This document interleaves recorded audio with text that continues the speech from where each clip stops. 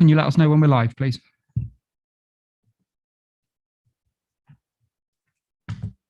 Anna? It's now live.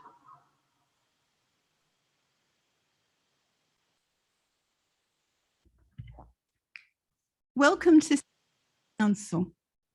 The seating plan of the Council chamber has been reorganised to provide as much safe environment as we can for members and officers in attendance. Where possible, please maintain a social distance and be aware that you are strongly advised to wear a mask throughout the meeting.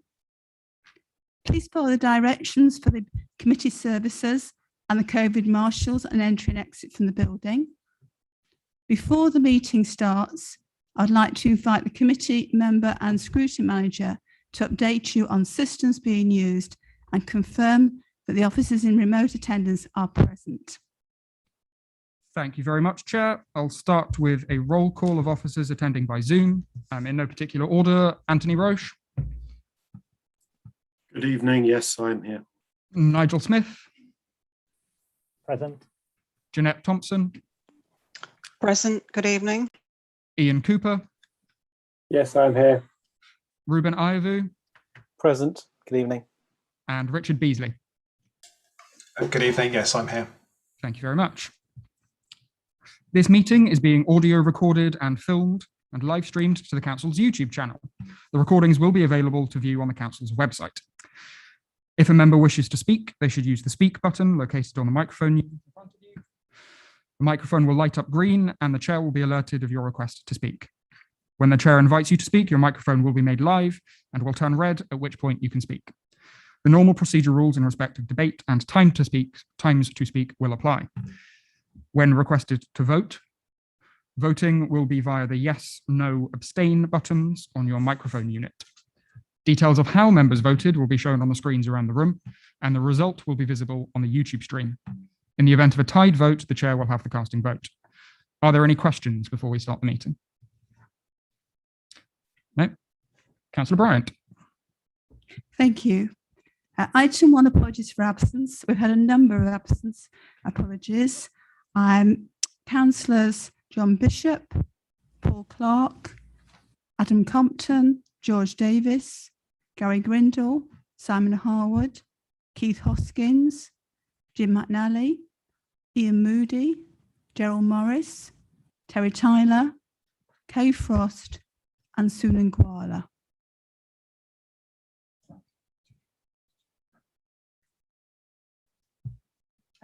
Any other absences you know of?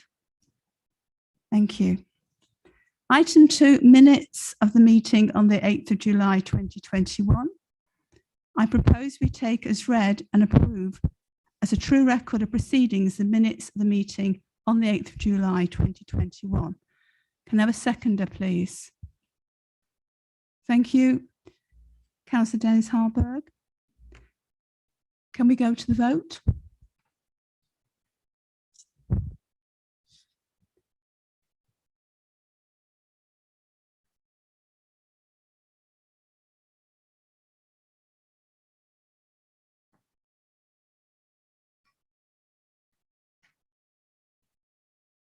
Thank you, Chair. That motion is carried.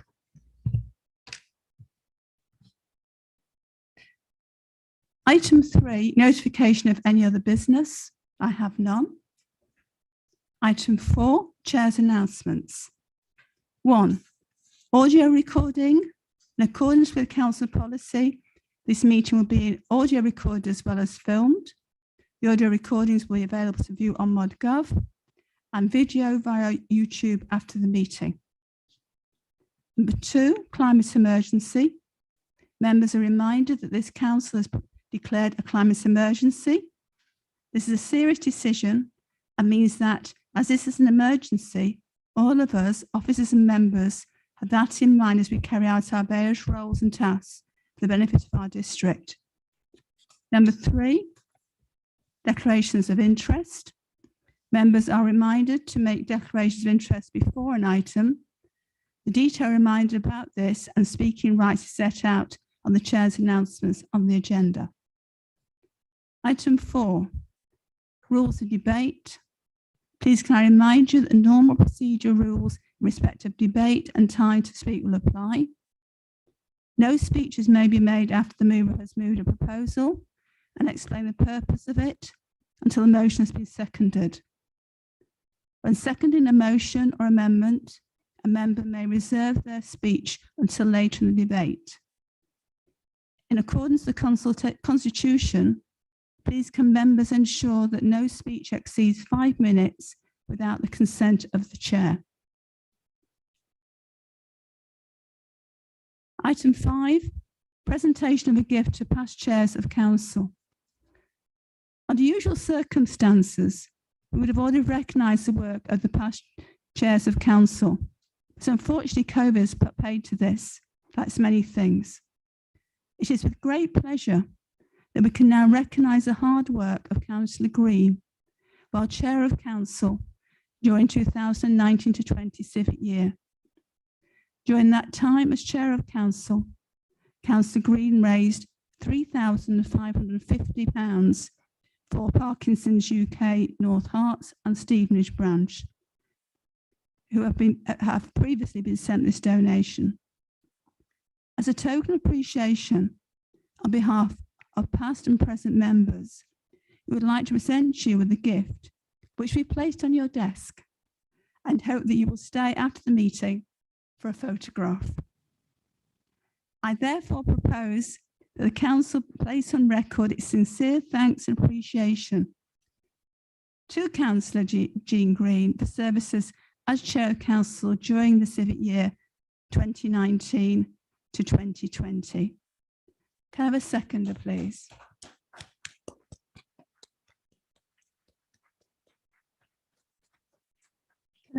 To second.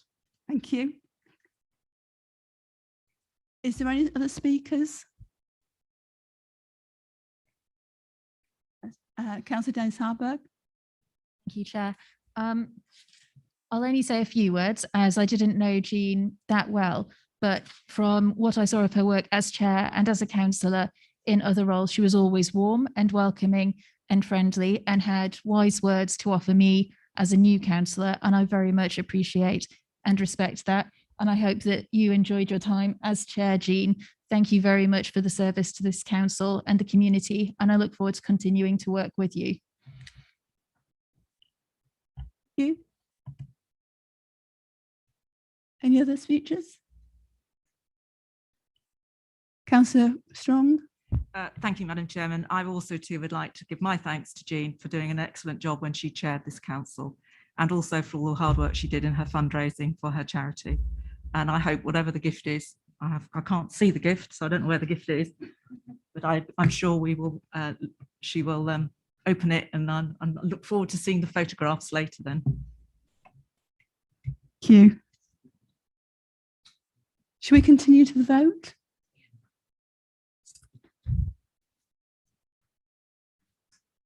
Are we ready to vote?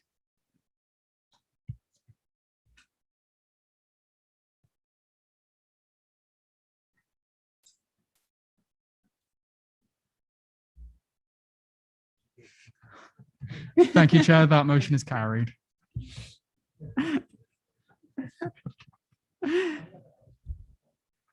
Thank you.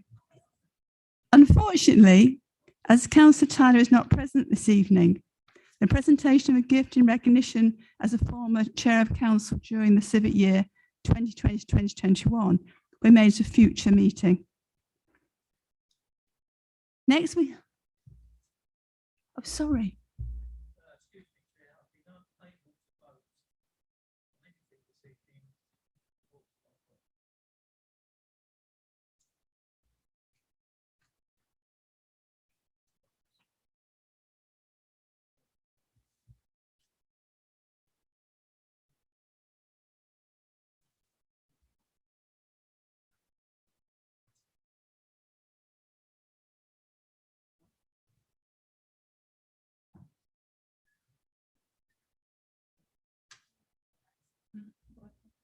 It's okay.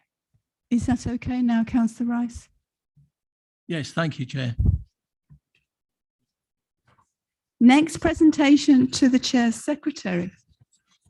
Again, under usual circumstances, would have already recognised the work of the Secretary of the past chairs of council, which unfortunately due to COVID has not happened.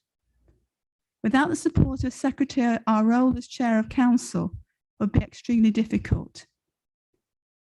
Penny Copestay took this role on during 2019 and has been doing a sterling job of supporting the various chairs of council. Penny is diligent, well organised and always willing to help, a real asset to both the chairs of council and the authority. Penny is not with us tonight, although some of us will have recently seen Penny assisting with the clerking some of the cabinet panels. Again, another example of how Penny is willing to help. I'll be arranging for some flowers to be sent to her and propose the council place on record its sincere thanks and appreciation to Penny for her hard work and dedication as the chair's secretary. Could I have a seconder, please? Thank you, Councillor Green. Councillor Green has seconded that. May I just say, I've found Penny's help invaluable this year, particularly when she realised I didn't actually know where at least 9 of the 11 districts in Hertfordshire were, but now I do. And I hope to continue working with her this year. Thank you very much. Next announcement is about, oh, sorry, you've got to vote. Right, can we go to the vote, please?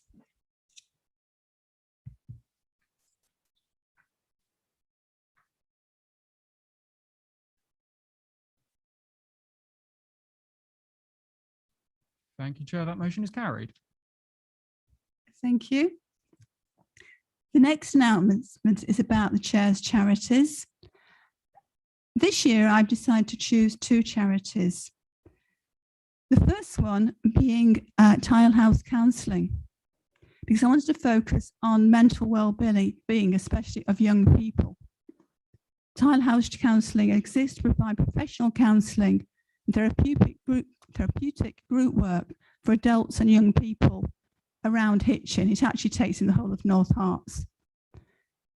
During the pandemic, much of this has actually been over the phone or video counselling, but at the moment they're trying to get back to their usual face-to-face service.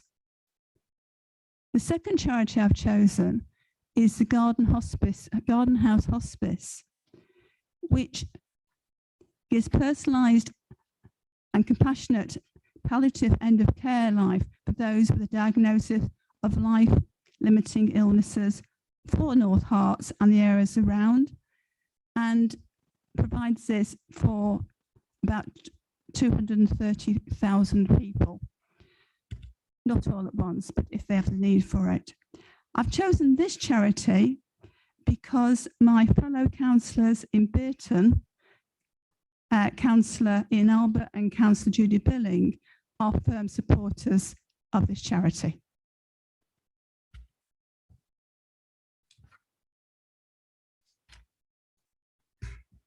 Next announcement is retirement of the Service Director place. Oh, thank you very much.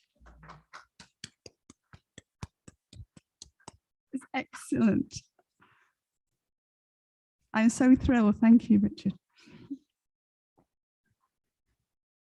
Members will be aware that on Tuesday, Vaughan Watson, the Service Director place, retired after 31 years working with this authority, clocking up 46 years of local government service.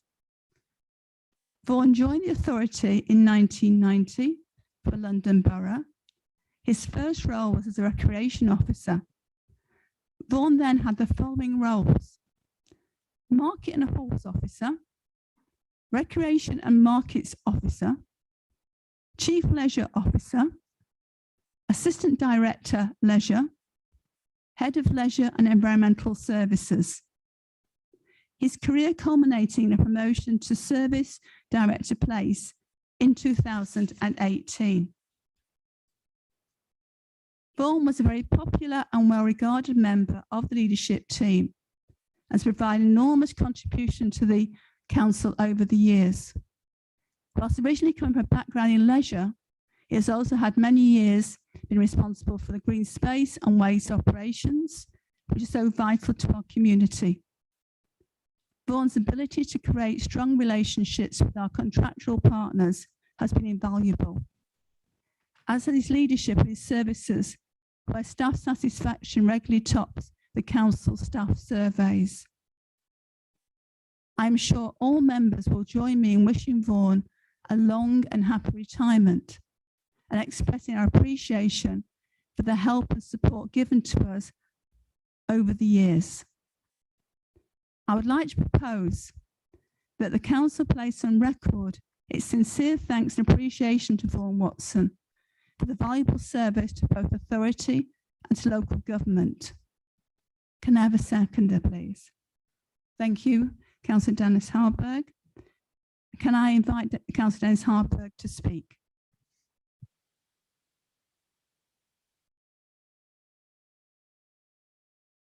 There it is. There you go. Thank you, Chair. It's a bit odd doing this without being able to look Vaughan in the eye, as I have done many times over the years. But I think it would be remiss of me to let his leaving us go without thanking him for dealing with me in a number of forms. Firstly, as an enfant terrible in opposition, where we had a little bit of a problem with the waste contract, if we're all brutally honest with ourselves. And I may or may not have been the nicest councillor at that time when it came to sorting out problems for residents. And I learned quite a lot from Vaughan's very patient manner, telling me what could be done, why it could be done, and what couldn't be done. And I'm also incredibly grateful that he didn't simply slam the door in the face of an opposition member seeking to do the best for their residents. And I think that relationship then blossomed when he looked after me as a new executive member when this administration took power. And I learned quite a lot about a portfolio area, which I never imagined coming into politics I would ever have any feeling for, and suddenly find myself caring quite deeply about rubbish in all its many forms. I think it's a credit to Vaughan that there are a number of officers in his department who he's nurtured and have talent to progress to further positions potentially with this authority or elsewhere.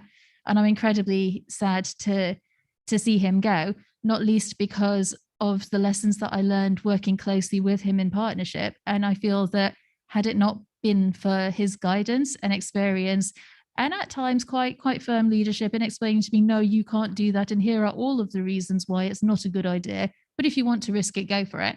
I wouldn't be leader of this council now, I think, without that very strong guiding force. And I thank him very much for trusting me and for being a true officer friend, as far as officers ever are, the friends of those in politics. Thank you, Councillor Dennis Harburg. Does anyone else wish to speak? Councillor Claire Strong.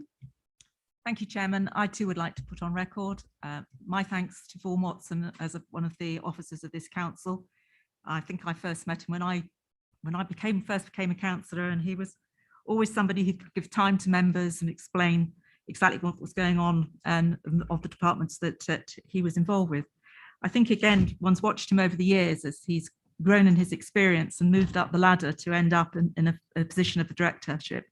I think for me, probably the one thing I'd pick out from his career was when he was in leisure services. And I think it's under him that we had the responsibility for building the Royston Leisure Centre, which I think was an excellent project that the council did, an excellent leisure centre. There were other leisures, but that one I think in particular was one of the ones that this council did and could be very proud of. And I think that's all down to the hard work and everything that we had from an exemplary officer in Vaughan Watson. Thank you.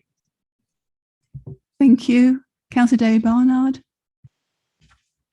Thank you, Chair. I first met Vaughan some 25 years or so ago when I was head coach at Hitchin Swimming Club.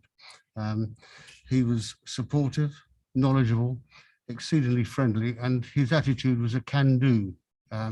If it was perhaps a little out of the ordinary what you were asking of him, he would go out of his way to try and find a way to make it possible. He was fair. He is a gentleman. He's always helpful. A credit to this authority, and I'm sure everybody would join in wishing him all the best in his well-deserved retirement. Thank you, Councillor Barnard.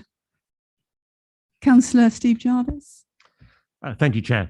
I too have seen Vaughan Watson's work over many years and seen the contribution he's made to building the successful leisure facilities that this council has.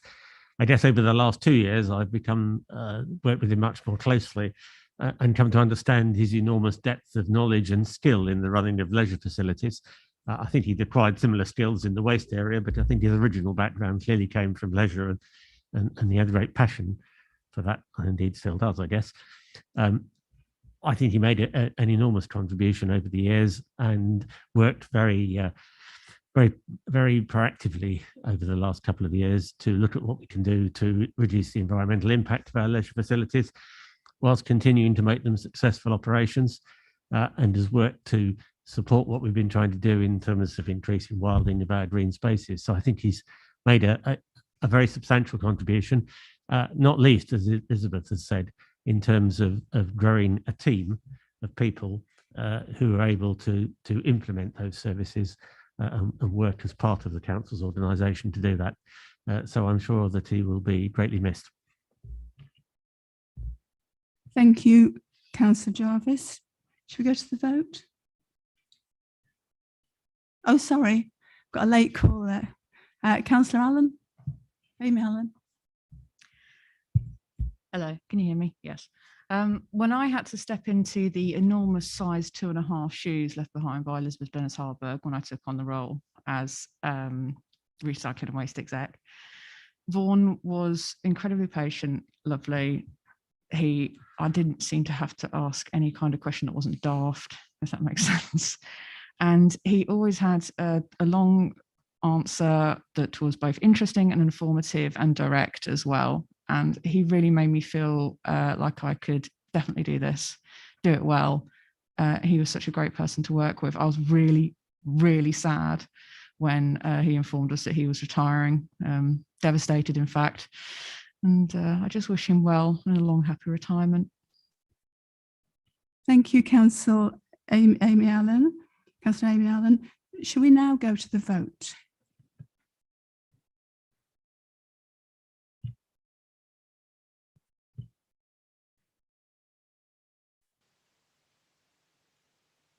And Chair, that's also carried. Thank you. Comfort breaks. I do not intend to have any comfort breaks unless members request one. So basically, after 9 o'clock, if members request a comfort break, then we will have one.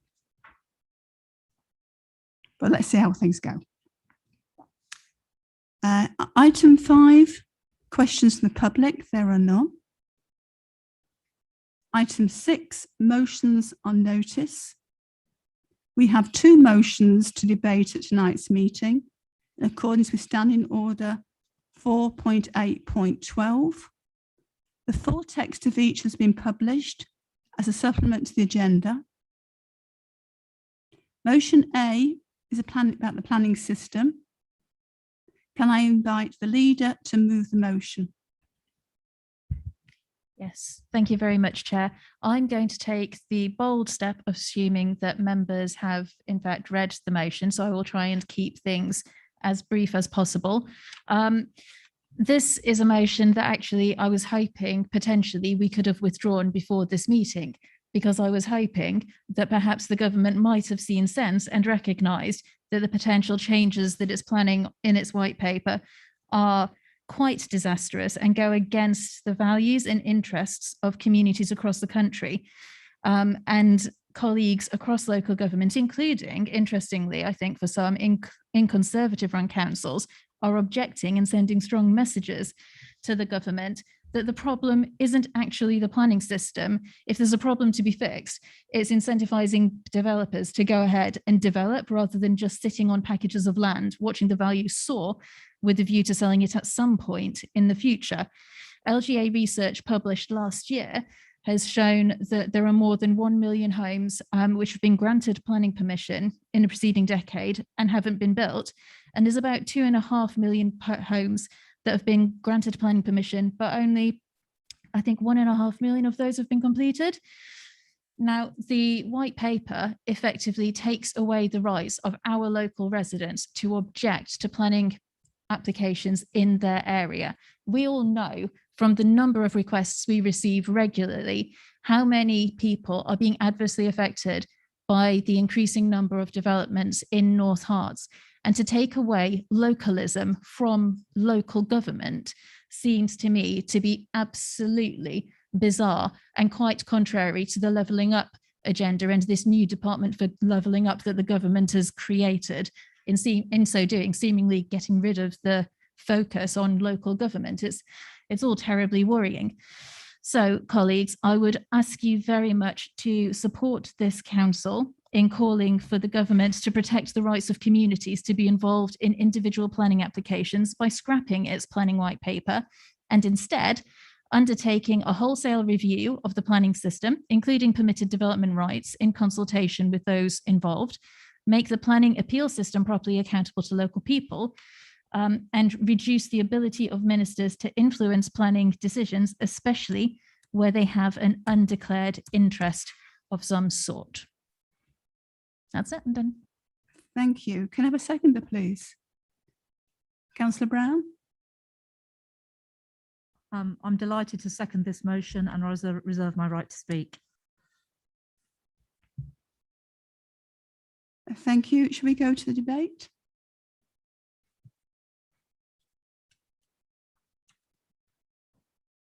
Councillor Claire Strong. Thank you, Chairman. I've listened to the comments made by the Leader of the Council, and yes, I'm kind of thought it might have been withdrawn, this motion, because this is actually a white paper.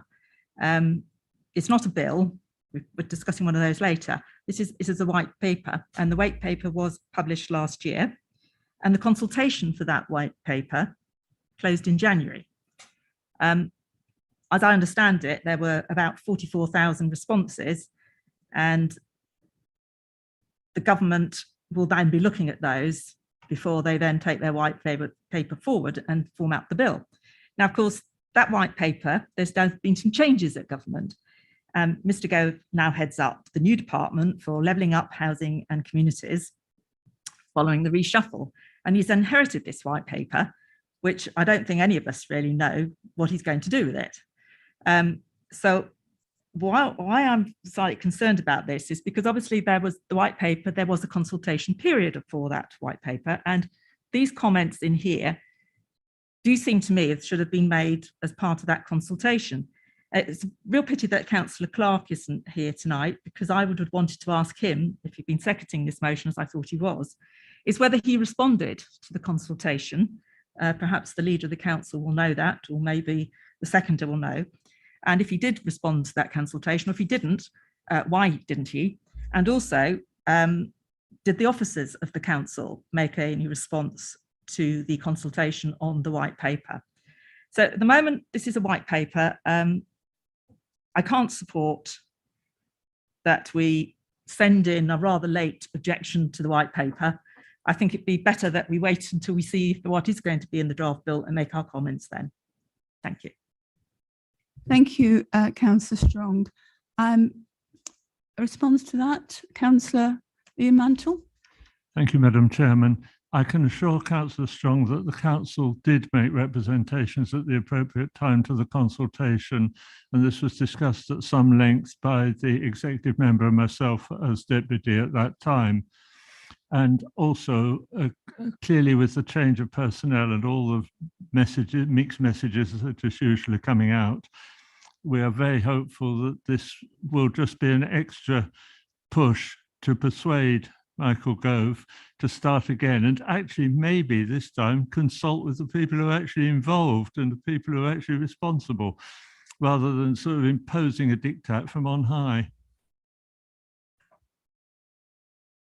Councillor Sam Collins. Thank you, Chair. I'm quite surprised to hear the Leader of the Conservative group objecting to this. Actually, no, possibly I'm not surprised to hear about it.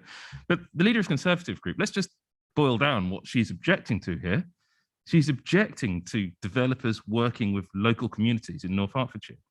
She's objecting to residents having a right to say over developments. you may not agree with what I can hear the Conservative group disagreeing with what I'm saying, but if you disagree with this motion, this is what you're disagreeing with. You are disagreeing with the residents' rights to have a say over developments that will change the area that must be protected. I've always wanted to do that. Please. Please let the councillor speak. Thank Be you, Chair. courteous. You are, the leader of the Conservative group is objecting to local councils being best placed to understand the issues in their area. The leader of the Conservative group is objecting to the council calling for government to protect the right of communities to be involved in individual planning applications. Now, why would the leader of the Conservative group object to that? Is it because a member of her group has a planning appeal in at the moment in Hitchin? I'm not sure. But nonetheless, the leader of the Conservative group objecting to all of these things is really quite shocking, because if you agree with these, the points... Just a moment. Collins, I'm going to give you one more minute. Don't make it personal. And other people want to reply, please put your name on the list. It is a matter of public record, Chair. So if the leader of the Conservative group objects to all of those points or supports all of those good things, why didn't she support the motion? Because quite simply, that's what the motion's calling for. If you disagree with the brilliant motion here, then vote against it. But if you agree with it, vote in favour. It's very simple. Thank you, Councillor Collins. Anybody else want to speak who's not already spoken?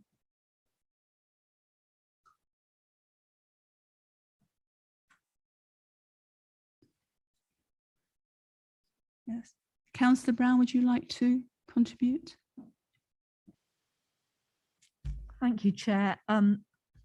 I was extremely worried by the planning reform proposals from the government, and we did send a very detailed response from this council, as did many other councils. The LGA as a whole, I think, objected, including many Conservative councils. So it is a surprise to me that the Conservative group would not support this motion. It does look as though it might be withdrawn, but I do agree that having had a change of minister, that it's a kind of a belt and braces. It's a good idea to strengthen it and send another message that we really want this revisited. It's not good for local decision making. We know that there have been some planning decisions that have been overturned at ministerial level under very questionable circumstances, and there's a line in there about reducing the ability of the minister to do that, and it does need to be properly accountable to local people. I actually feel quite strongly about this, and I think also in the planning reforms the whole thing about protecting green areas is not very clear either, and how it would affect those areas. And as we have lots of green belt and areas of outstanding beauty in this area, in this district, I think it's really important. I don't see how anybody could really object to this motion. I think local councils as a whole have, almost with one voice, agreed, and actually many of the Conservative MPs in our area have agreed that these planning reforms are not the right way forward. They make it even easier for developers. I think developers have already too much power, and I think it's a movement in the wrong direction. There are too many permitted development rights as well, so I'm very glad that that's included in this, a review of that. So I think it sends the right message to government, particularly with a new minister. Thank you, Chair. Thank you, Councillor Brown. Anybody else wish to speak?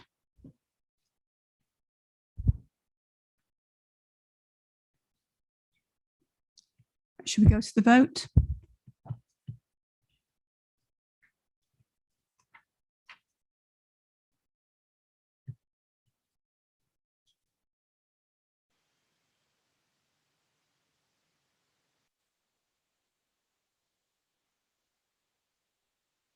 Thank you, Chair. That motion is carried. Thank you.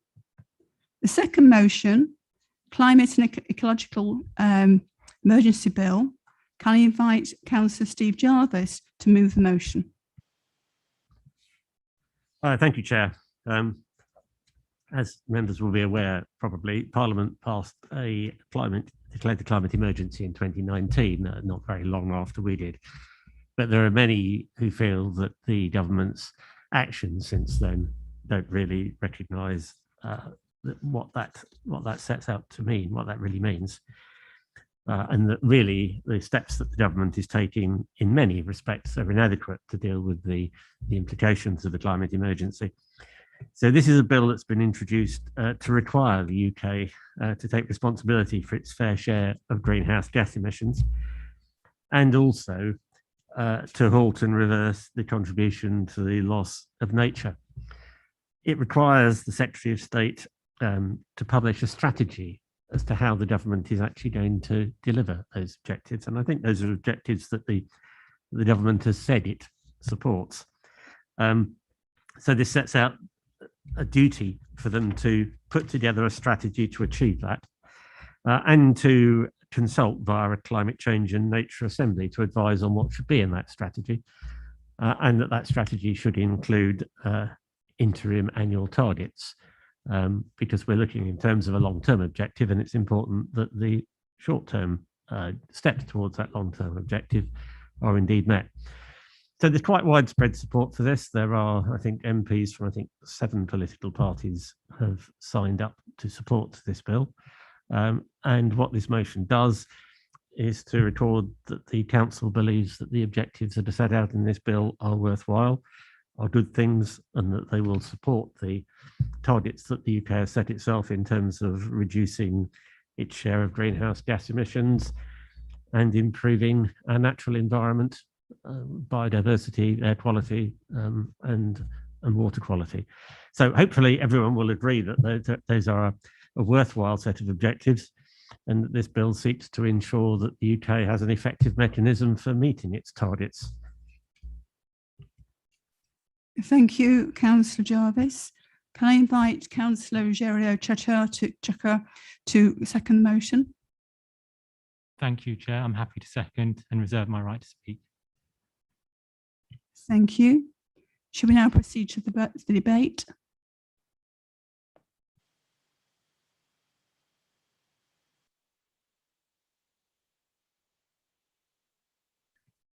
Councillor Strong. Thank you, Chairman. So we have a bill in Parliament, which the MPs are going to discuss. It's a bill that's got some good bits and it's got some not so good bits. But I think what I feel about it, I think that Councillor Jarvis actually believes that writing to MPs to support this bill is an action that he thinks the electors in North Hertfordshire want to actually see us as a council doing, rather than taking actual actions that this council can do itself. I think Councillor Jarvis probably knows that the MPs, certainly the MPs for Hitchin and Harpenden, will not be supporting this bill. And therefore, I'm sort of in the position when I look at it as well, that there are some parts that I don't support, and I probably agree with our Member of Parliament on. But what I would like to have seen is actually what I call more action that this council can take against the climate change, because we have declared as a council that there is a climate emergency, and we have done some things, but I think we have to lead as a council and do much more. I hope that I'm going to see that Councillor Jarvis is going to support Councillor Harwood, who wants to see the area of outstanding natural beauty extended towards Hitchin. Today we heard the Prime Minister say, I think it was coal, cars, cash and trees. So on trees, where is the new green space strategy that we have for this council? Because again, that's something that we as a council can actually make a difference with. I'm also looking to see what happens at COP26, because again, our country will be playing its part. And I'm sure from that, we're going to see much more in terms of targets and what the country needs to be doing so that we do get to zero, to be carbon, whatever they call it, carbon neutral by, well, 2030, ideally. So I'm not going to vote for this motion. I shall abstain on this motion because I do not want people to feel that I'm not feeling that there is a climate emergency. There is a climate emergency, but I think we need to take it as a council serious and do more than writing letters to MPs. As I said, I think there's a number of things that we can do. As a council, we have an extremely good record on what we've done with recycling. in terms, and that's where we need to do more. We need to show and lead by example that we have more recycling, more reducing food waste, more energy efficiency, and a lot more things that we can actually do proactively within this council. What I would also say that if we are as a council serious, perhaps we should be joining the Race to Zero campaign. And if we brought a motion that said, let's all join that, I would probably be first to second his motion. So I'm afraid I don't want to be seen to be writing letters to MPs. I'd like to see much more action locally that we are doing by leading as an example as a council. Thank you. Thank you, Councillor Strong. Councillor Michael Muir. Thank you. We signed an agreement for climate change a couple of years ago. What have we done as North Herts District Council? We've got a roof up there that can take solar panels. We can change our heating system to air source pumps, and nothing has been done about this building changing our electricity or gas input into this building. It's about time that the Labour and Liberal coalition does something with this building. Thank you. Thank you, Councillor Muir. Any other comments?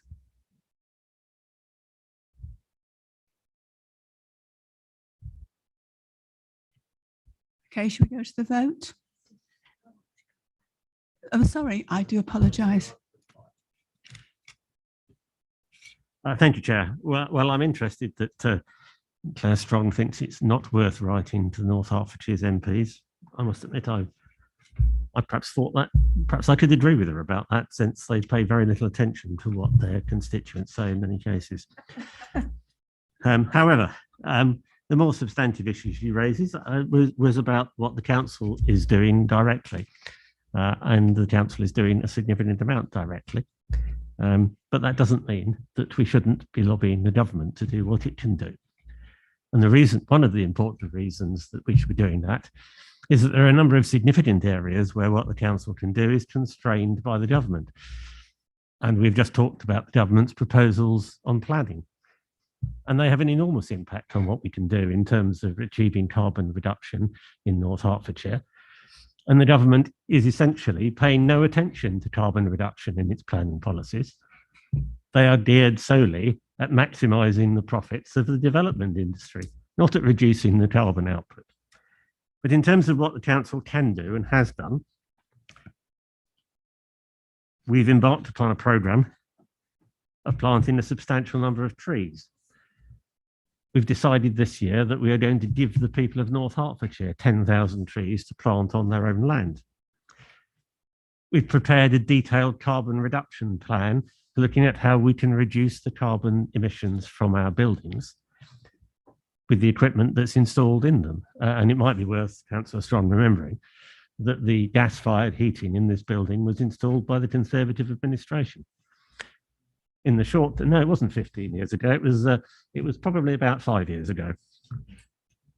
Now, carbon savings depend not upon just operational carbon, but also the carbon that's captured in manufacture of things. So we need a process, we need a program that will not waste carbon by throwing away assets in order to save less from the operation than we're throwing away by replacing them. So step one is to look at how we can manage the systems that are installed in this building more efficiently, and that will reduce a significant amount of carbon and also actually save the council a significant amount of money. There will then be a programme of installing PV panels on the council's buildings to provide energy for those buildings. We also have a plan in terms of doing similar things on the leisure centres, starting next year in Royston, and then move into a situation where we will decarbonise the leisure centres using a combination of PV panels and ground source heat pumps, although that will depend on accessing some of the grants that may be available to achieve that. We've substantially reduced the amount of plastic that the council uses. We've eliminated the plastic shoes, overshoes from the leisure centres. We've eliminated single-use plastics from this building. We've switched gas supplies to green gas. We've switched to ultra low emission vehicles when vehicles are replaced. And I hope that in future, the vehicles that are replaced will be switched to zero emission vehicles. Is there more that we need to do in the future? Absolutely. Achieving the climate objectives that we've all set ourselves is never going to be easy. But we do have a plan as to what we're doing. And we have made some significant steps along that plan, which is more than can be said for the government following its declaration of a climate emergency. This bill that we're proposing the council should support will, if it's passed, require the government to be rather more effective in addressing the emergency that it's declared. So I hope we will support that, not in place of all the things that this council is doing to reduce its own carbon impact and that of the people of North Hertfordshire, but as well as that. Thank you, Councillor Jarvis. Councillor Ruggiero Chakar, do you want to use your right to reply? Not much to add, Chair, just that we have a climate change strategy. It's fairly comprehensive, so I refer members to that if they haven't seen it. Thank you.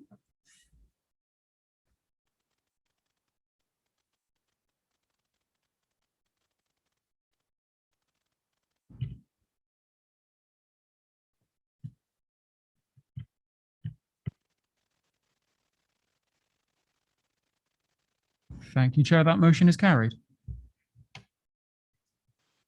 Thank you. Item 7, questions from members. There have been 3 questions submitted by members in accordance with Standing Order 4.8.11b. The full text of each has been published as a supplement to the agenda. A. Local plan modifications. Can I invite Councillor David Levitt to put his question, which in the absence of Councillor Clark will be answered by Councillor Ian Mantle as Deputy Executive Member for Planning. Thank you, Chair. Quite a pertinent question after the first motion tonight actually was written before we saw that. Because without a local plan in place, doesn't matter what white papers we have in place or not, we don't have any control over our planning. So my question to the member was, following the public consultation on the local plan modifications, could the executive member say when those responses were submitted to the inspector, when the inspector will be submitting his final report, and more importantly, when council will be asked to adopt the local plan? Thank you, Chair. Thank you, Councillor Levitt. Can I invite Councillor Ian Mantle to respond? Thank you. The responses were sent to the inspector at the end of July. Unfortunately, something went wrong at the mail sorting centre and a few of the representations were not sent till September when this error had been pointed out. They were sent from the council, but they got lost somewhere in the system. The inspector originally said he would be reporting to the council in autumn, whatever that means. We've recently had a letter saying that that's been pushed back and it will now be sometime in November. Whether that will move again is anybody's guess because it's totally in the hands of the inspector. The council will convene a special meeting to approve the local plan as soon as practical after we do finally receive the answer from the inspector. Thank you, Councillor Mantle. Does Councillor Levitt have a supplementary question? Thank you, Chair. Indeed, I do. Bearing in mind the importance of having a local plan in place and being able to control our development, we've had problems with this inspector right from the very beginning, being very tardy with the way he's responded to anything, not following his own guidelines, not following his own procedures. And bearing in mind how important it is we have a local plan in place, does the administration have any intention of actually putting some form of complaint in now and finally getting this moved on and getting the local plan in place? Thank you. Just before I go to Councillor Mantle, can I ask councillors to stay in their places, please? Councillor Mantle would like to respond. I totally agree with what Councillor Levitt said about the dilatory and very slow process that has been adopted by the inspector that was landed on us. We did consider at an earlier stage whether it would be appropriate. There's very limited amount of what we can actually do to object, by the way.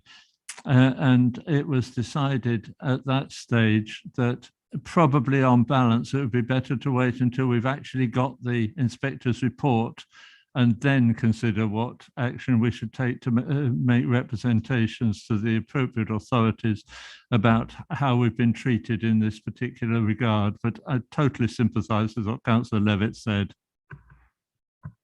Thank you, Councillor Mantle. The next question, question B. North Herts District Council providing help and support those affected by crisis in Afghanistan. Can I invite either Councillor Judy Billing or Councillor Ruth Brown to put this question in the absence of Councillor Gary Grindle? And it'll be answered by Councillor Prendergast, who is the Deputy Executive Member of Housing and Environmental Health. Thank you, Chair. Right for me to do it, Ruth? Just checking. Yeah? Yes. Good consultation. We're all aware of the unfolding humanitarian crisis in Afghanistan, Chair, that the world has witnessed in recent weeks. We're thankful that a large number of civilians and members of our armed forces were rescued and able to flee the country before all troops were removed. However, we also know that many were not so fortunate, and we're greatly concerned for the safety of those that remain, and particularly fear for the future of women's rights under the rule of the Taliban, and certainly the reports we're getting suggest we're right to be concerned about that. We thank the executive and deputy executive members for housing and environmental health for their recent briefing in our council's information bulletin in relation to our position at that time on the government's resettlement scheme. But we're aware that the situation can change and does change daily.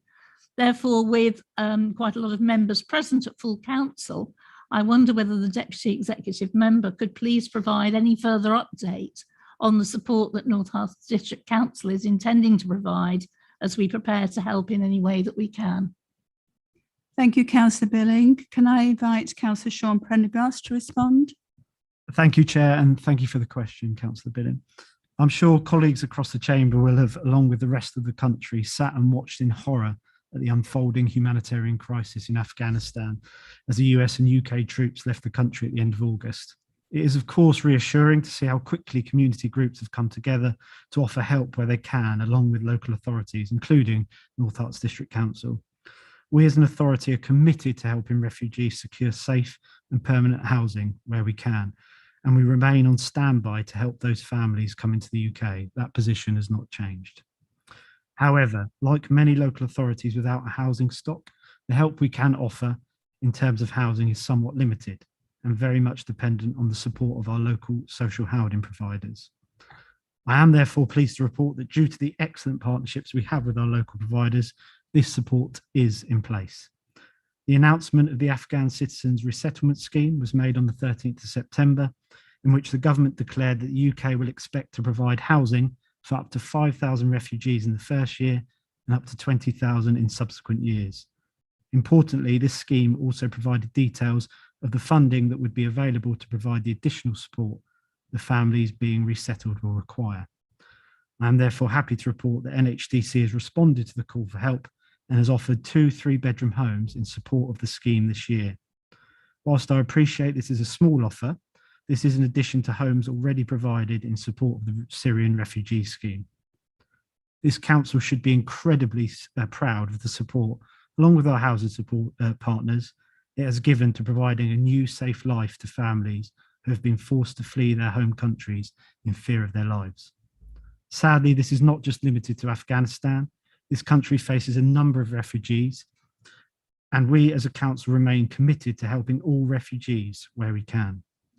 I'm therefore pleased that we've been able to provide safe homes in the past and will continue to do so in the future, despite our limited resources. I'd like to place on record the sincere thanks of the council, of this council to the housing team at North Herts District Council, who continue to find ways of providing homes to those in desperate need. I do feel it's important to mention that members may have seen a recent article in one local online newspaper stating that NHDC had not offered to support the recent Afghan relocation and assistance policy.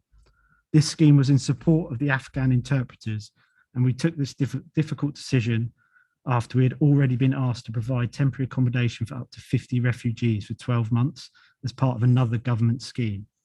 And it was clear that we had no capacity to meet at short notice this additional demand due to our limited resources. One final important point, if I may. Whilst we remain on standby to help all refugees where we can, it is important that councillors do not lose sight of the housing crisis we face here in North Herts and indeed across the country. It is right and proper that we help refugees, but we must also remember the demands that our housing team face on a daily basis in addressing those in temporary or unsuitable accommodation, those rough sleeping, and the 2,800 households on our current housing waiting list. These too are a priority for this council. This government must, as a matter of urgency, provide adequate funding to enable local authorities to build more affordable homes so we can meet all of those needs. Thank you. Thank you, Councillor Prendergast. Does Councillor Billing or Ruth Brown have a supplementary question? I do, Chair. I thank Sean Prendergast for that comprehensive reply, but I do also know from the briefings I receive as a county councillor that at the beginning of this crisis, there was an overwhelming desire by residents across the county, but in North Herts just as much, to help in many different ways, some of which were not always the most useful. So I would ask him what his advice is to local residents and groups who would like to give the most appropriate and targeted help that will do the most to help the refugees who we want to help to settle in the country as best they can. Thank you, Councillor Billing. Can I invite Councillor Prendergast to respond? Yeah, thank you, Chair, and thank you for that follow-up question. If members of the council, any community groups or members of the public want to help, can I please emphasise recent charity announcements that cash donations are what are desperately needed. Justgiving.com, Herts Refugee is where you can make those donations if you want to. This is following charities becoming overwhelmed with other donations such as clothes and household items. So money is what is really needed. Thank you. Thank you, Councillor Prendergast. The next question is the waste service disruption. In the absence of Councillor George Davis, please can I invite Councillor Claire Strong to put the question to Councillor Amy Allen, who is Executive Member for Recycling and Waste Management.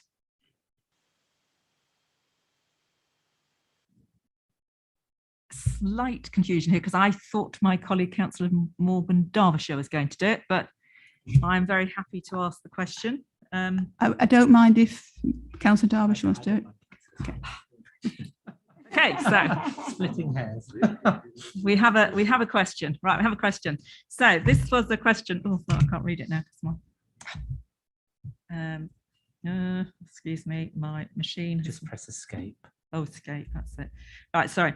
As members will be aware, we are currently experiencing disruption to our waste collection services. Could the executive member, Councillor Amy Allen, provide an update on measures to alleviate these issues and restore normal service? Thank you, Councillor Strong.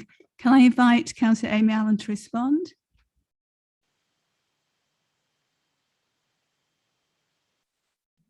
There we go. Thank you very much. Considering this, I'd like to actually open with firstly sending a thank you to the crews at Urbisa, all of whom have been working above and beyond. We would not function without them. They are doing an amazing job and we appreciate everything they do. Regarding the question specifically, the impact of the national driver shortage has indeed been affecting collections across Hertfordshire, and our contract is not alone. We are also experiencing a wider staff shortage on some days, with supermarket wages being attractive to some staff. Other councils have had to suspend their garden waste.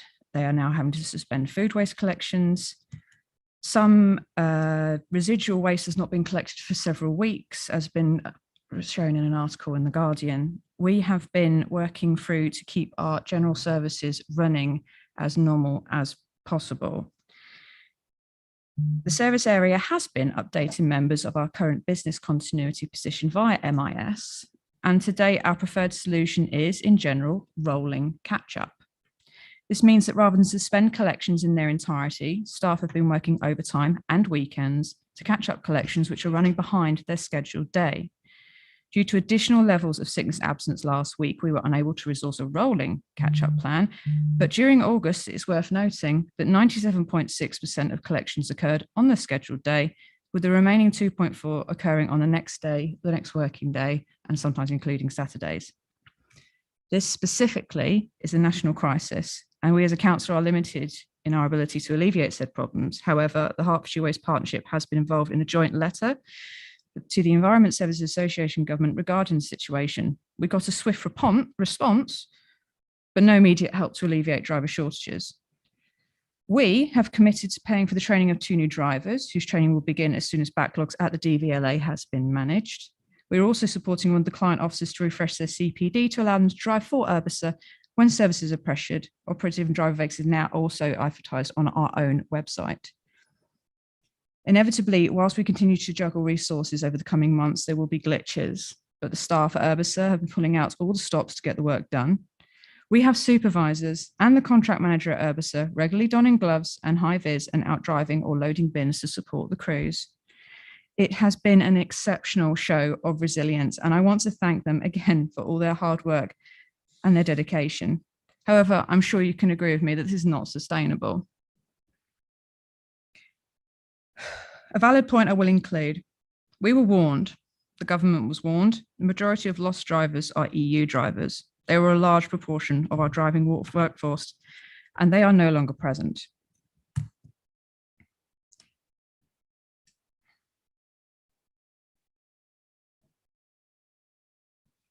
That's all I'd like to say on that right now. Thank you. Thank you, Councillor Amy Allen. Councillor Strong, do you have a supplementary question? Sort of yes and no.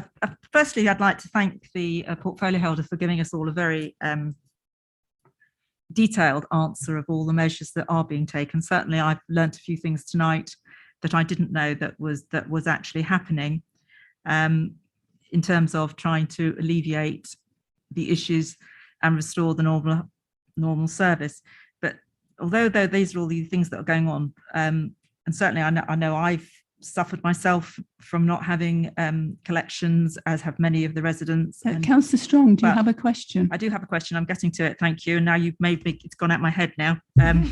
So, now, all these plans that we have is so that which will alleviate the problem. When exactly do we think that the service will be back to normal as it was? Are we talking, do we think 1 month, 2 months, 3 months, or 6 months? Thank you, Councillor Strong. Would you like to reply, please, Councillor Allen? Certainly, thank you. We are concerned, the industry is concerned that the run up to Christmas is going to see more instances of staff being poached and therefore less resources and disrupted services. We are continuing to do our garden waste collections and our food waste collections and offer the opportunity to have them mixed in with the garden waste where necessary should we miss. We hope that with regards to the backlogs at the DVLA being managed and people actually getting their licenses that they're waiting to receive so they can go out and drive will alleviate the issues. But as I said before, this is a national crisis. We are actually doing a lot better than some other councils. Some are really struggling. They just nearby at Bedford, they've had to suspend their garden waste. Now they have suspended their food collection waste to bring back the garden waste. We aren't at that position yet.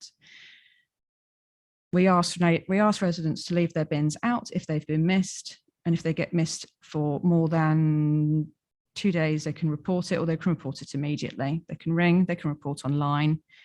And I'm sure everyone will be delighted actually that the website is being upgraded in next month to make it a lot easier to log missed bins and to make the service less disruptive. Does that answer? Thank you, Councillor Amy Allen. Item 8, items referred from other committees. 8A, referral from Finance, Audit and Risk on the 15th of September 2021, financial regulations Can I invite Councillor Claire Billing to present the referral from Finance, Audit and Risk Committee?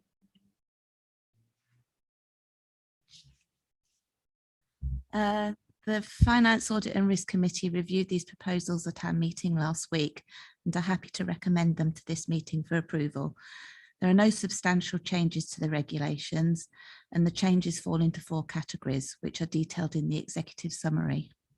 Appendix A explains each of the changes proposed, and Appendix B are the proposed new regulations. At the FAR meeting, Councillor Compton raised concerns about the finance systems blocking purchase orders where there is not sufficient budget, rather than providing a warning. Officers have agreed to look into this.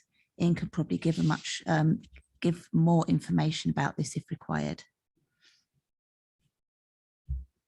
So Thank I'm you. happy to sort of, Would you like to move the recommendation? yes, move the recommendation.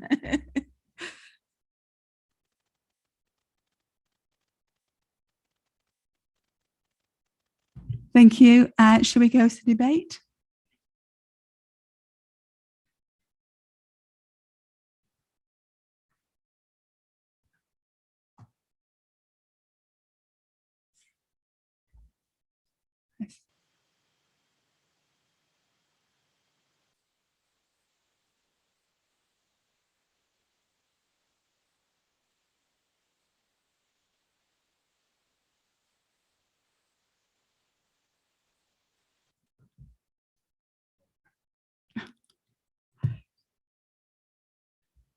Right, so there's nobody else wants to speak in this debate. Okay. The recommendation that the proposed changes to finance regulations to be adopted as attached as Appendix B to the report. Should we go to the vote?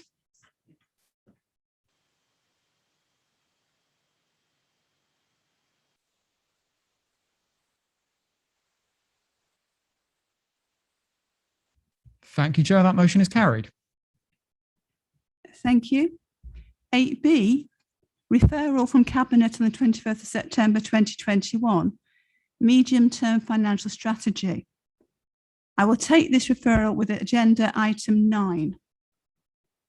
8C, referral from Cabinet on the 21st September 2021, Council Plan for 2022 to 2027 and Council Objective 2022-2027.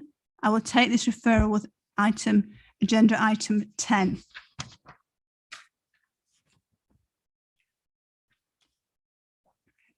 Item 9, medium-term financial strategy.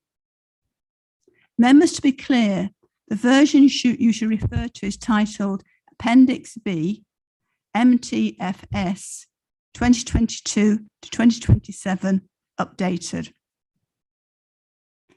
which is available in the supplementary agenda published with the item. Can I invite Councillor Ian Albert to present the report and the referral 8B from Cabinet, please? Thanks, Chair. For all councils, this has been a hugely challenging period, working with partners in our community to manage the impacts of COVID-19. This follows what was already a challenging position, coping with one-year financial settlements while trying to maintain our vital services. We've reported the most major impacts of COVID and where we would incur significant costs and losses, such as on leisure services and car parking. And we've reported where we've rightly had to intervene, for example, to help those faced with homelessness, domestic violence and food poverty. This council has also had to make difficult decisions on supporting our leisure services through the pandemic. So it's now encouraging to see the increased take-up in our leisure centres and swimming lessons getting back to and exceeding pre-pandemic levels. This is precisely why we made the decisions we did. We've received additional support from government, but the promise to make good on whatever it takes has not been fulfilled. But we've always acted prudently. We're totally aware of the importance of spending public money carefully and thoughtfully, especially where we have sought a small increase in council tax. We will always maintain robust control over our finances, especially while there's uncertainty over future funding. The medium-term financial strategy attached in Appendix B set out what faces us clearly and openly. I'm asking that council gives it your overwhelming approval tonight. We'll be discussing and hopefully approving as well the council plan shortly.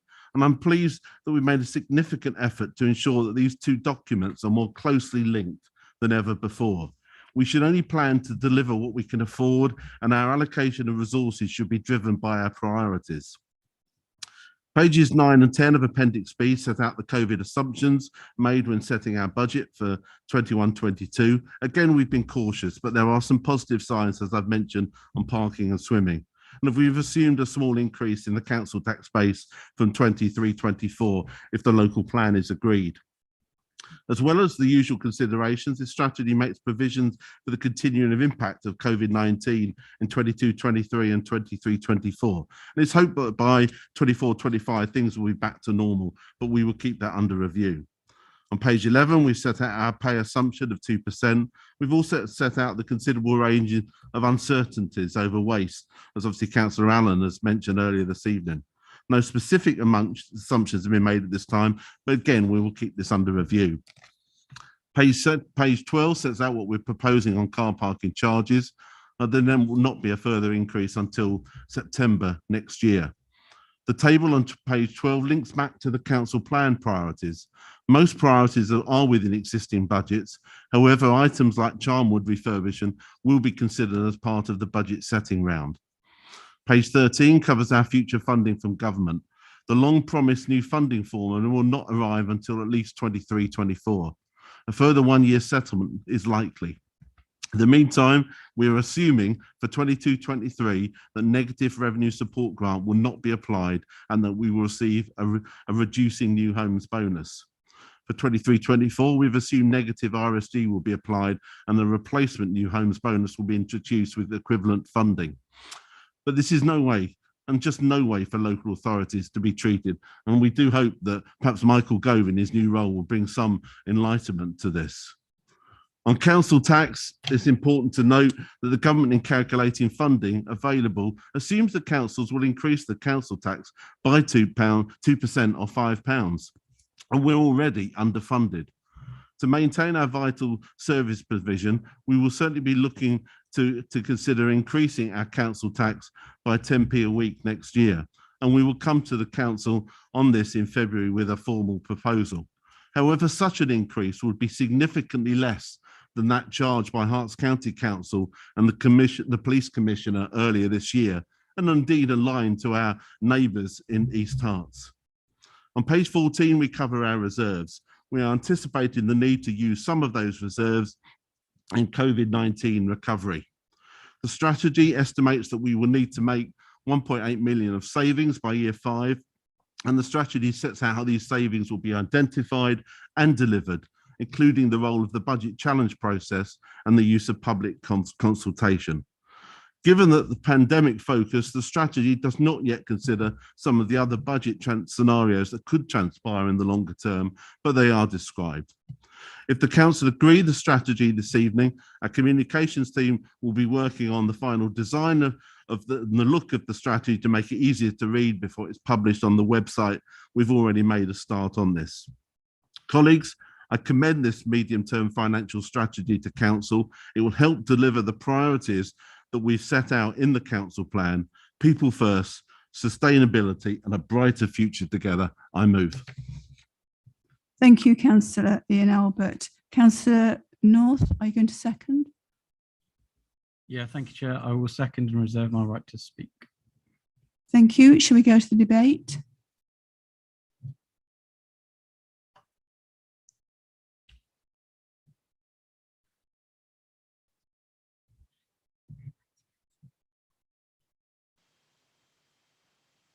Albert, please.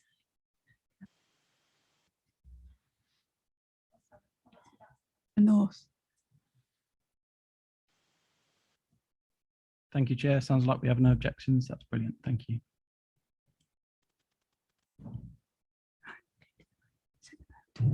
We'll go to the recommendation that the council adopt the medium-term financial strategy 2022-2027 as attached as Appendix B.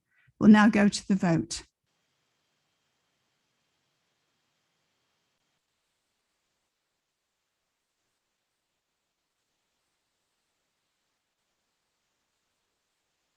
Thank you, Chair. That motion is carried. Thank you. Item 10, Council Plan 2022 to 2027 and Council Objectives 2022 to 2027.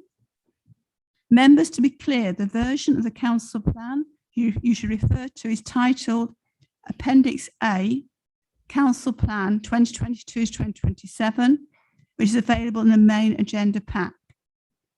The design draft published as Appendix B, a supplementary paper, is illustrative of the intended appearance of the plan only.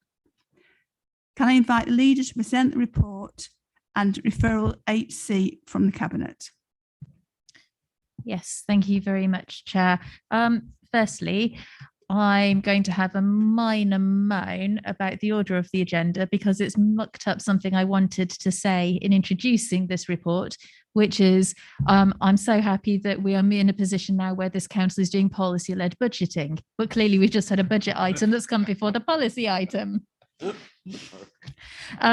However, I can assure members that the council plan is the principal document, and the medium-term financial strategy has been drafted very much to support the aims and objectives and the vision and the priorities that are set out in this council plan document, which I think is something that those who've sat with me on the scrutiny committee will have heard me be frustrated about a number of times when these plans have come to scrutiny to consider in the past. The story of the evolution of this council plan is quite short, given the short term of my leadership, actually. But I was concerned that we needed to have a clear vision and strategy to go forward, and I didn't feel the plans that we had in place or had in place previously sufficiently delivered and made that clear. So even though we had an existing plan in place, I felt it was the time for us to look at that, to refresh it, and to come up with something that places the people in this district, whether they live here, they work here, they're part of this council, they're members, they're officers, they're our contractors. Let's put those people right in the centre of everything that we do, and let's build policies that support and nurture and grow them and ensure that we have a sustainable future for our district, both environmentally and economically, which will enable us to build for a much better and brighter future for everybody. So that's kind of the origin story for those particular principles. The plan was developed by a workshop of exec and lead officer members over the course of the summer. The mock-up that you've got in front of you with obviously the potential branding that we might adopt is there so you can visualize, just because I feel that looking at all of the words on a blank piece of paper in a Word document can sometimes take away from the look and feel and the heart and soul of a document like this. And actually, as much as strategies can be boring and very, very wordy, I feel it's important for this particular strategy to meet the objectives that we want, to be something that is vivid, to be visual, to be engaging. I think for the first time, we've been very, very clear about what themes we're going to be pursuing and what those themes mean to us. And we've identified some, not all, but some of the key projects that we're going to be delivering in this district over the lifespan of this plan. Now, the documents that we have, they're not fully finalized, so please don't come at me with this comma should be here, or I don't like that particular word, what does that mean? Because one of the recommendations from Cabinet is that there be delegated authority to myself and the managing director to make those minor amendments and adjustments that will be necessary to this plan to get it into its final form. On the referral from scrutiny, I think this is the first time ever that I've heard the chair of scrutiny come to Cabinet when the council plan has been discussed and have nothing negative, no major amendments or changes, critiques or criticisms. There's not been any conversation around horses before carts like there usually is. I think David was, correct me if I'm wrong, quite positive and supportive of this plan, and I thank him for that.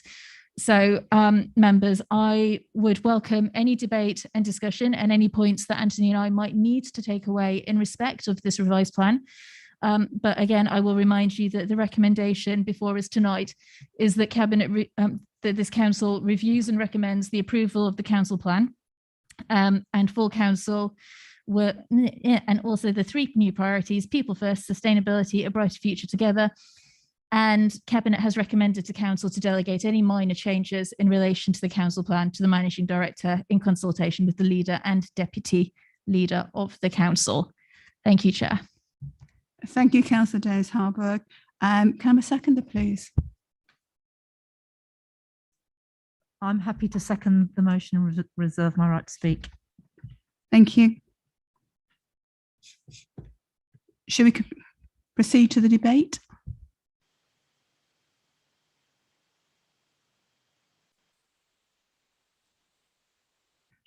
Councillor Claire Strong. Yes, thank you. I suppose new leader, new plan, really. I have to say, I do think it is a bit of an improvement on the one that we had the last 2 years. It does seem to be a bit more focused, I think is the word I would use. So I do welcome that. So we did see it at scrutiny, and I'm sure if Councillor Levitt wants to make any further comment on it, he will. But this is the plan for the administration. And I think we will look at it and scrutinise how well it's delivered over the next few years. On to the mock-up, I did have a look at that, and I did attend Cabinet, so I did see that there are a few errors in the mock-up which do need to be sorted. But that's why I think it's good that the leader has said that that is not the document to be looking at, it is the other one. But there are a few typos and some repeating text in there, which perhaps was done in a little bit of a rush and a hurry, but I'm sure that when she is consulted on the final draft before it comes out, all those little bits and pieces will be removed. But yes, it is a much better plan than the last one, but it is obviously the administration's plan. Thank you. Thank you, Councillor Strong. Any other contributions?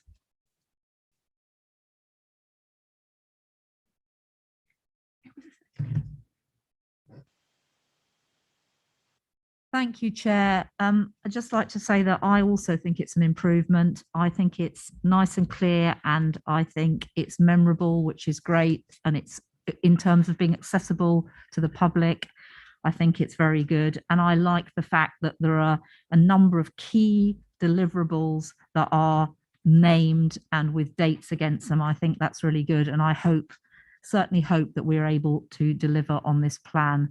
And as our leader has said, it's great that we now have policy-led budgeting. So I'd like to commend it to you. Thank you. Thank you. So the recommendation that Council approves the Council Plan, Appendix A, with the 3 new Council priorities as outlined below. People first, sustainability, a brighter future together.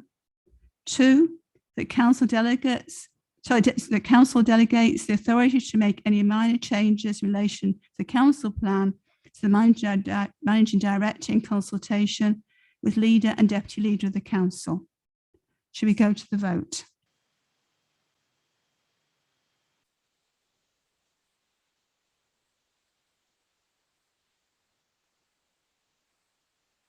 Thank you, Chair. That motion is carried.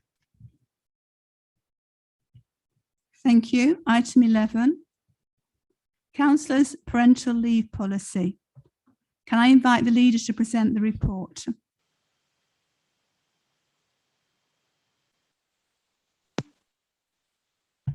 It's not, sorry, Chair. I think Councillor Billings presenting this one.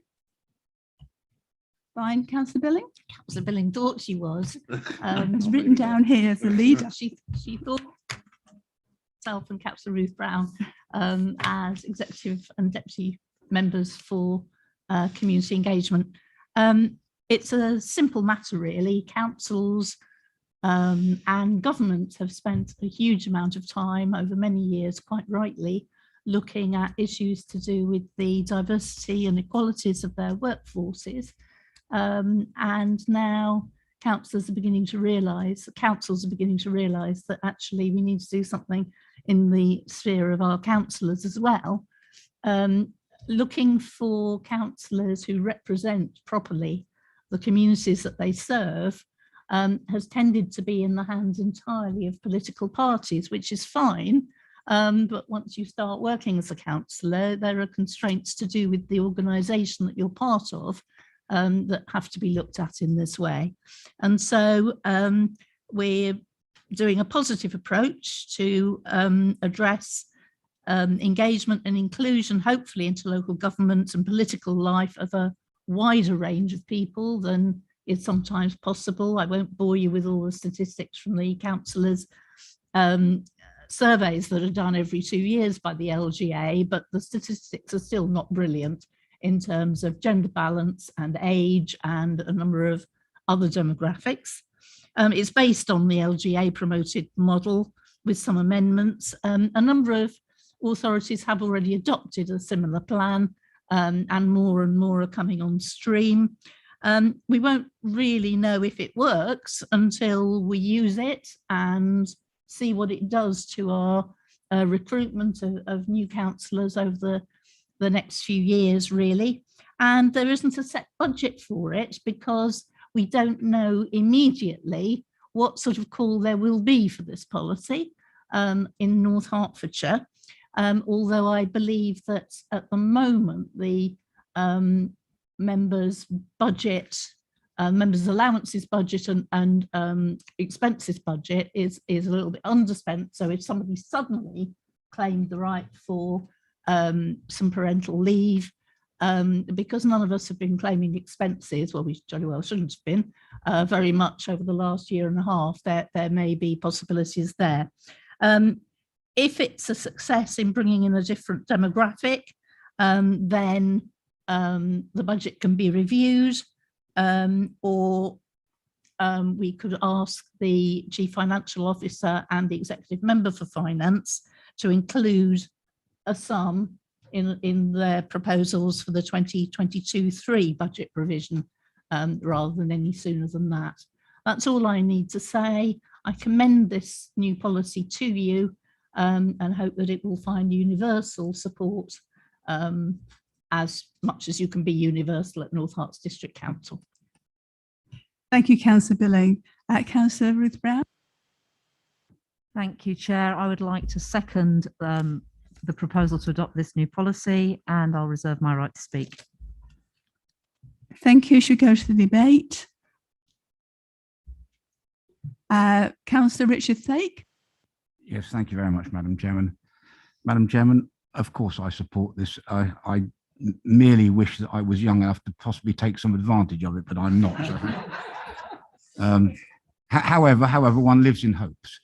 Madam Chairman, the reason I'm supporting it is for no better or worse reason than for many, many years, I have been speaking quite vehemently over the attacks that we've had from now the coalition, formerly the opposition, about members' allowances. And my argument always was that essentially allowances, and for that matter, remuneration for councillors, should reflect the work that they do, because large segments of our population could have been, have been, may I say, disenfranchised in terms of serving their communities because they can't afford so to do.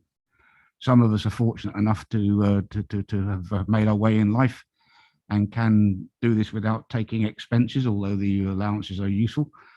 Others can't, and therefore I think it would be totally disingenuous to take any other action than to try to continue the open embracement of people who are not able to take time off from work and to do all the other things. So I absolutely endorse this and will be supporting it.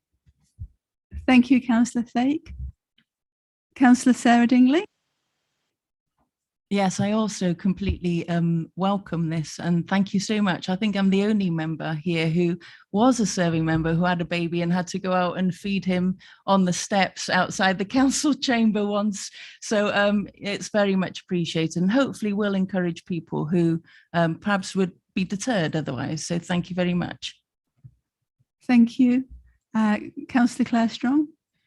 Yes, thank you, Madam Chairman. I think it's something that definitely as a council, I'm very happy to see it here tonight, and I'm sure it will be supported unanimously.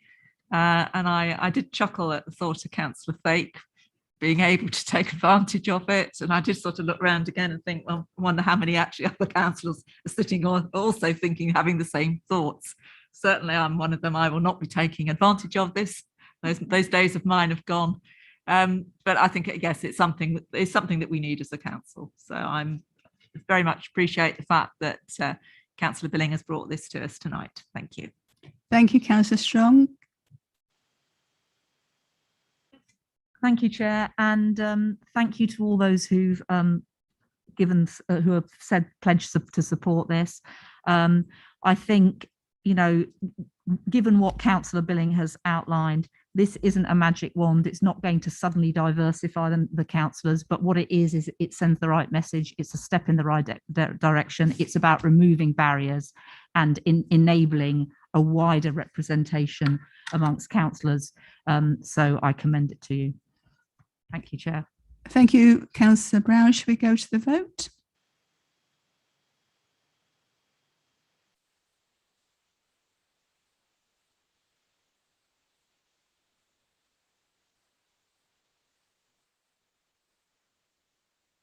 Chair, that motion is carried unanimously.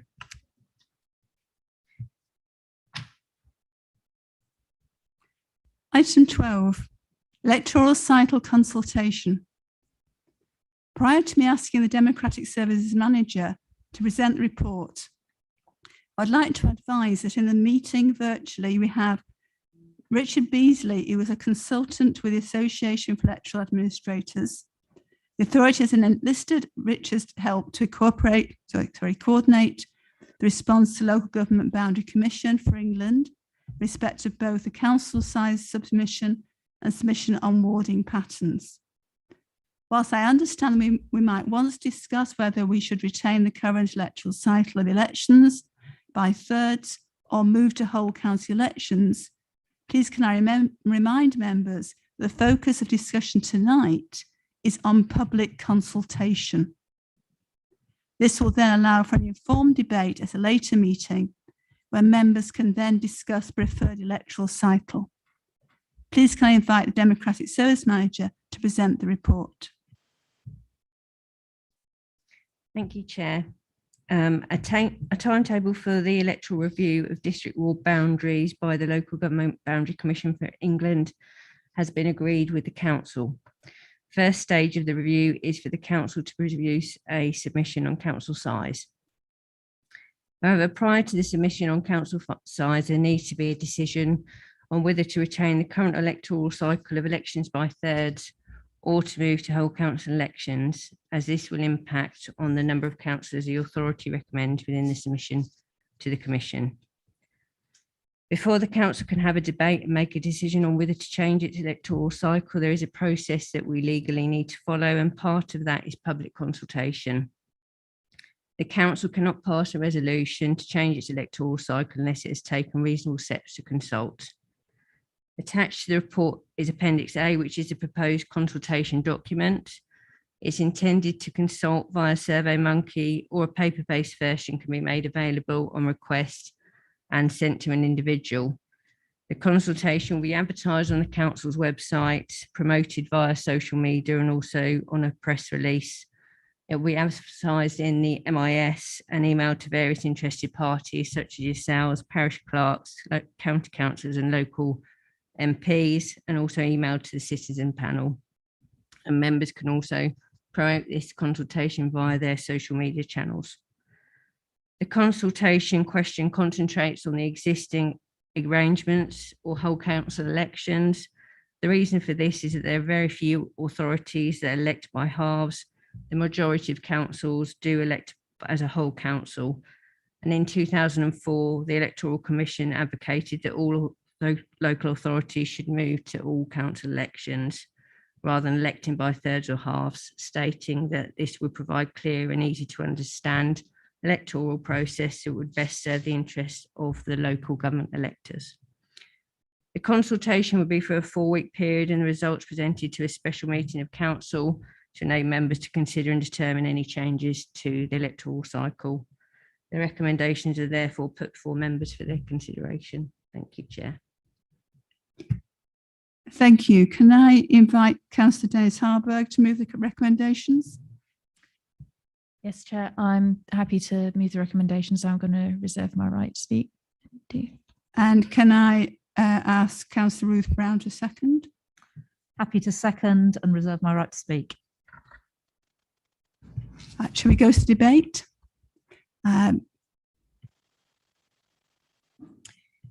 Yes, it's me again. Sorry.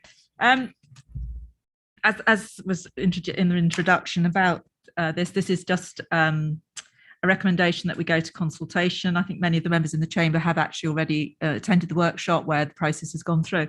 My only query, and actually it was something I would actually ask for consideration to change, is that the public consultation period is only 4 weeks. We always seem to get into troubles when we have short consultation periods. And I know that some of the consultation is going to go to parish councils.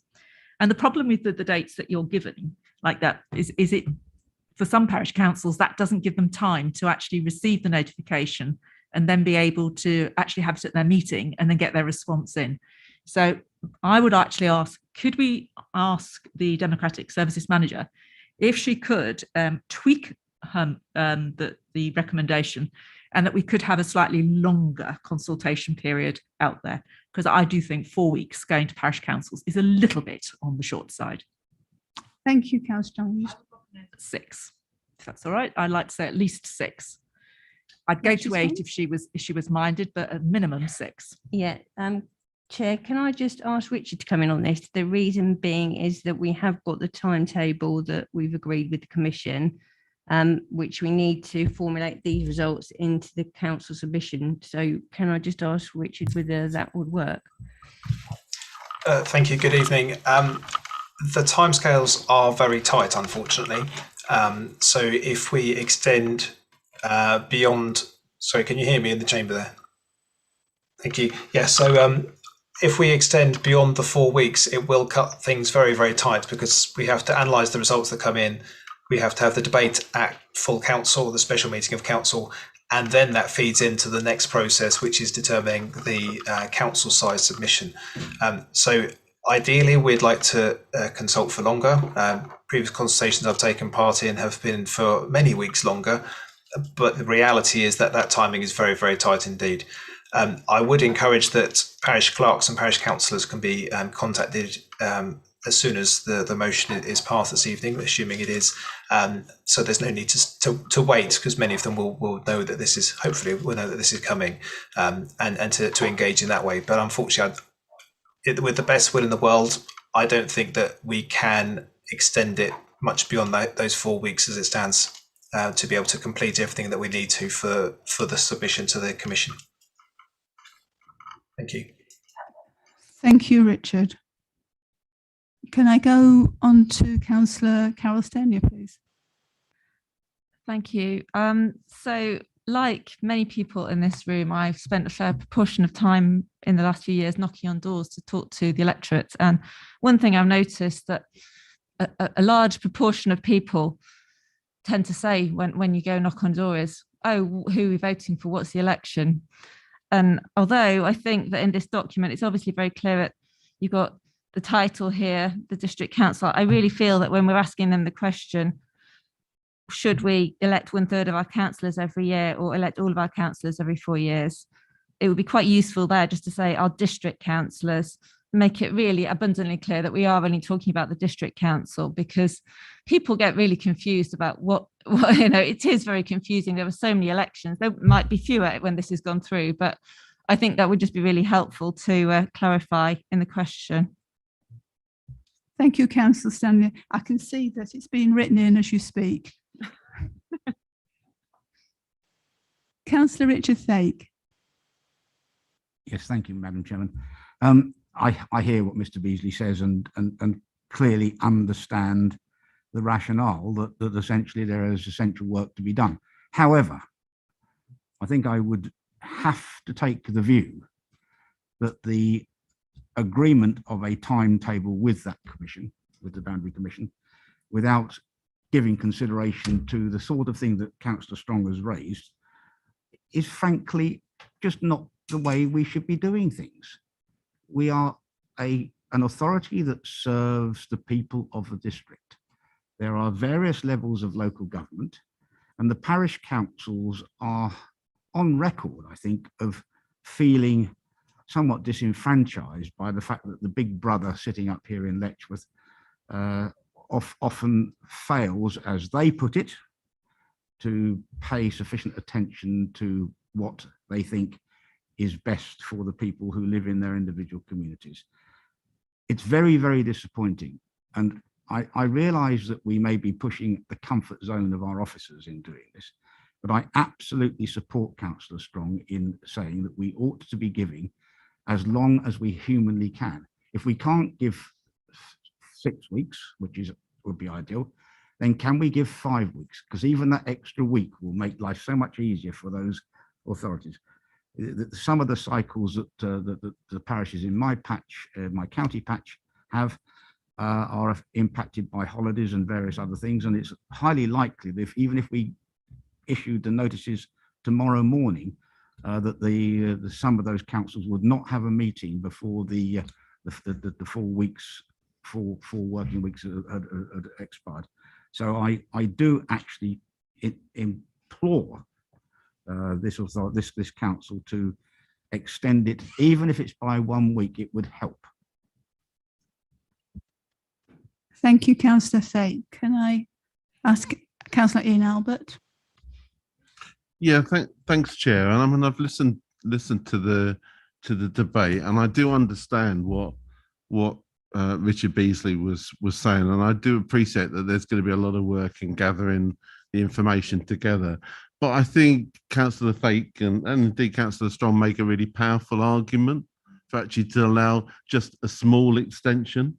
I think that would help not only the wider public, but certainly the parishes, but also I think in terms of getting a good response from the public. So I really would urge, can we find at least a week? I would prefer 2.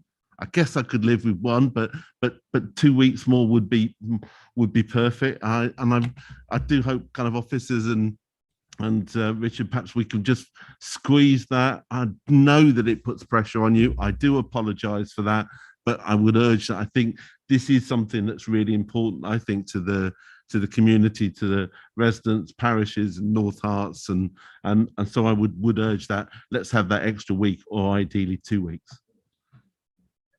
Thank you, Councillor Albert. From what I can see, we've got 2 changes. First of all is the word district, and secondly, the number of weeks. Can I return to Councillor Dennis Harburg to comment on this? Yes, thank you, Chair.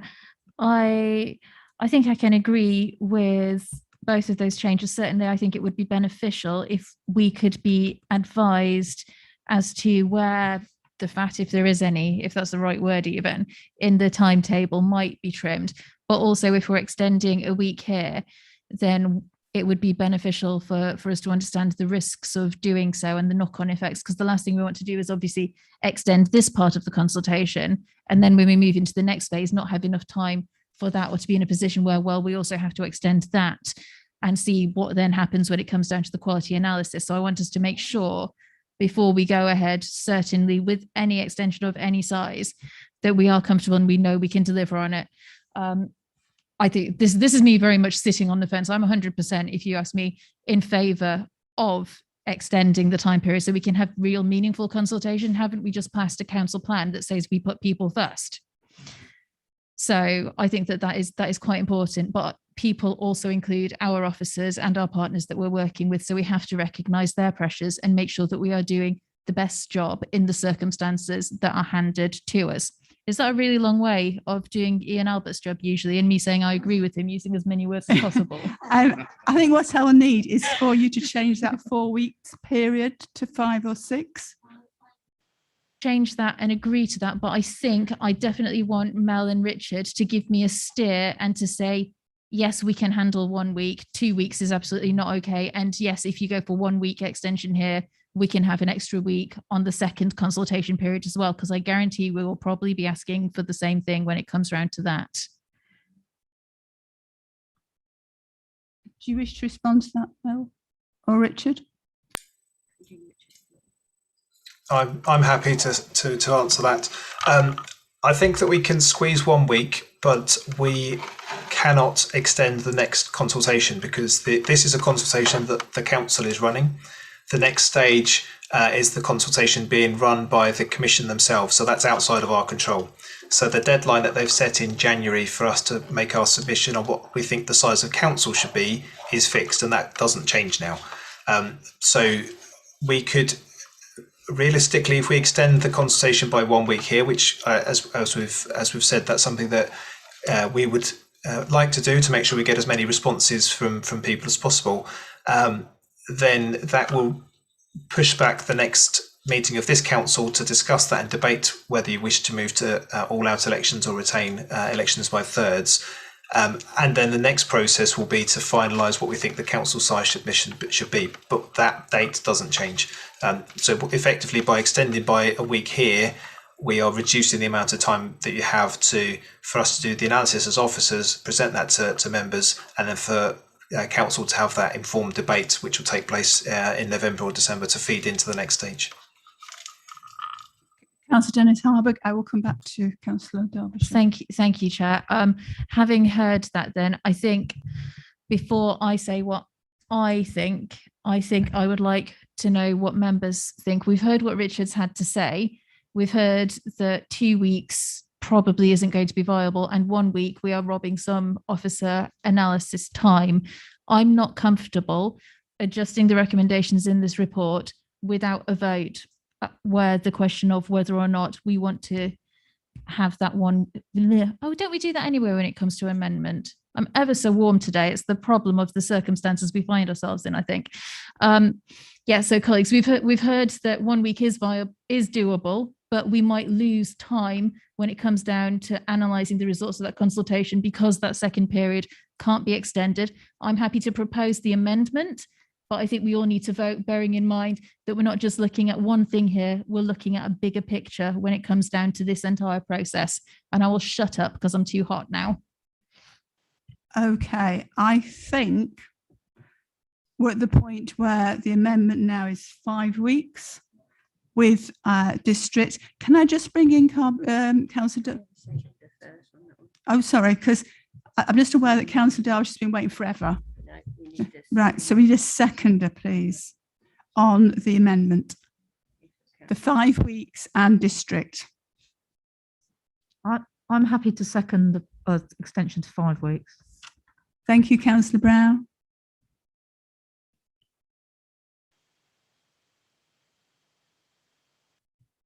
At last, Councillor Derbyshire. Thank you, Madam Chairman. I might be oversimplifying it, but the argument we seem to be having is adding 2 weeks on at the end. Given the survey is going to be done online, could we not begin it a week earlier? From the 27th, would that not be possible? And then a week prior and a week after? There is some work we need to do leading up to that, so we need that time to be able to get everything in order. Thank you. Good thought, though.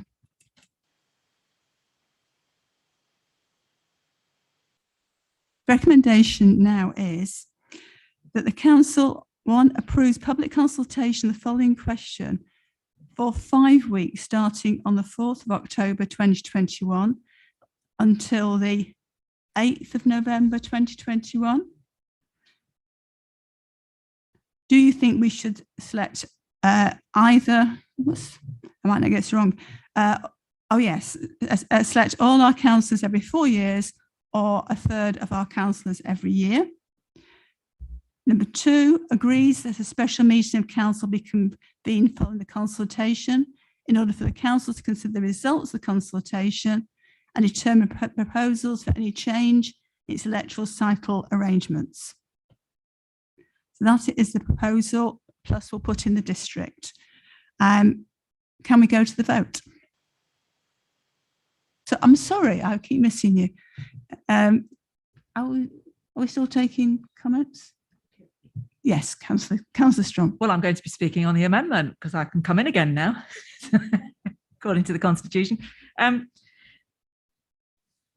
We heard when we were talking on the main motion, and I raised the issue about the 4 weeks. The comment that came from Mr. what's his name? Beasley, Mr. Beasley. Sorry, I do apologise for getting your name. I remember faces, so if you come up on the screen, I'll know it's you. That he did say is, oh well, we can for the parish council that we can start it early, which is what I prompted Councillor Derbyshire to ask. So, but then we've heard when we've posed that question, could we bring it forward a week? And the answer was, no, you can't. We can't for whatever reason, because we've got some work to be done.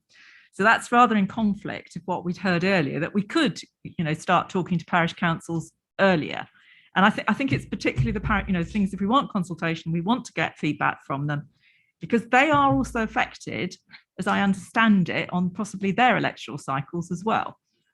Because I'm sure if there will maybe be some alignment with when parishes are going to be doing their elections. I don't know. Well, I'm assuming that's going to happen, because otherwise it means we're going to be running potentially parish council meetings if we go to the all outs. But anyway, that's another debate. So I would like to understand why it is that we can't particularly go early a week, when we were sort of told when we were talking about the substantive motion first, that was a possibility to go out to consultation earlier. If that's a question.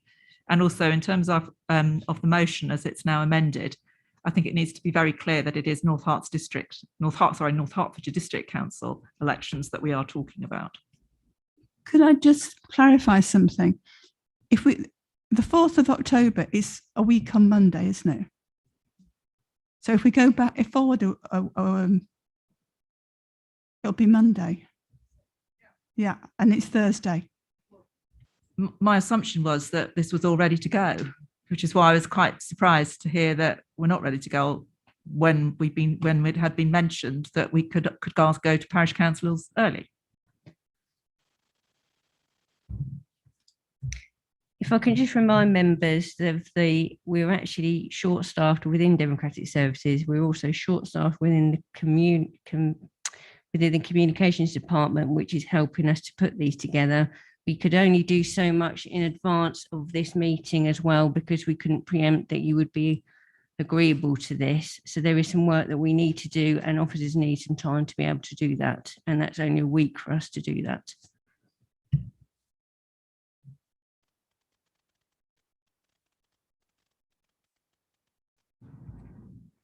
Councillor Ruth Brown. Thank you, Chair. My understanding from what Richard Beasley said earlier about notifying parishes and towns was that we would give them the heads up that it was coming, not that it was ready for consultation, so that we could potentially send out an email to all parishes tomorrow saying this is coming, so that they're ready for it, so they can timetable it on their agendas, not that we actually send out the consultation tomorrow, which would be completely unreasonable on officers.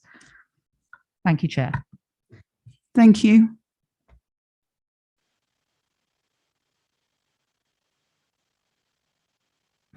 I think Melanie thinks that's reasonable.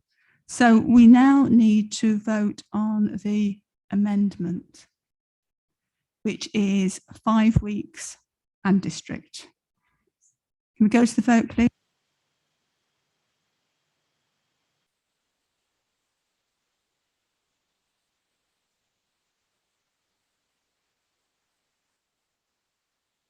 Thank you, Chair. That amendment has been carried.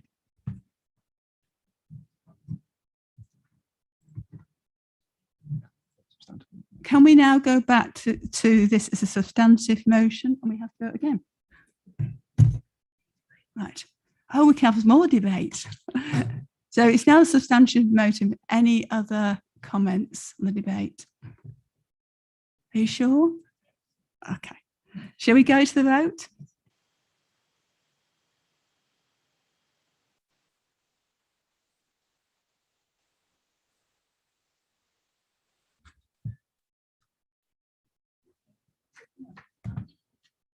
Thank you, Chair. That motion as amended is carried.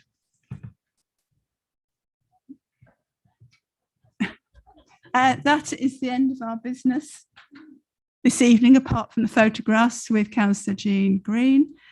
Thank you, everyone, for your attendance this evening. The business of the council is concluded, and this meeting is closed at 9:22.